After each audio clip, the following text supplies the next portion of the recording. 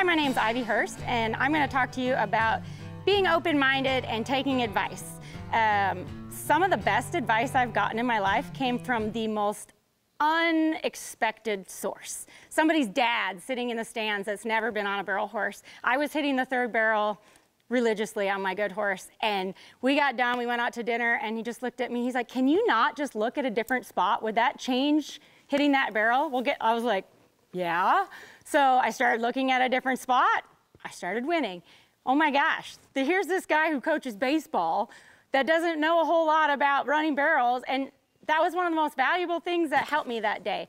So I see a lot of youth riders, I don't know why I'm gonna listen to her. She hasn't done anything, or her mom doesn't know, or I'm telling you, the most untrained eye is the most truthful eye. You know, why are you leaning to the outside? Why are you flipping your head? Why, you know, like, whoa, you know, sometimes you just need to step back. And when I learned to rope even, I went to one guy who said, use a really big rope. I went to a loop. One guy said, use a really small loop. And I was like, well, I don't know what to use. So then I went home, and guess what? I used a medium loop. And I won the state 3 years in a row. But it wasn't, I tried the big, I tried the little, and I found what worked for me. So my advice isn't always the answer. Everybody has their opinion in this sport, but be open-minded. Go home and try some things, think outside of the box, and be willing to listen to somebody that you sure didn't expect. And there's some people that tell you things, and I've walked away and like, oh my gosh, like what? And then I went home and tried it.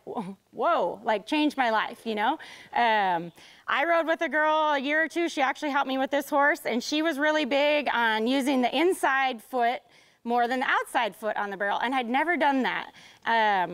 I'd always push my horses through the turn, and I got one horse that I was really struggling with, and it just, one day I went out there and just started kind of pushing his butt around the barrel, lifting him up and doing kind of what she said, and I'll be darned, it worked wonders, you know? It's real easy to be like, psh, she doesn't know, there's nothing I can get from this, blah, blah, blah, but the cool part about going home and riding is a lot of times nobody's around, so you get to try stuff without anyone looking at you or making fun of you.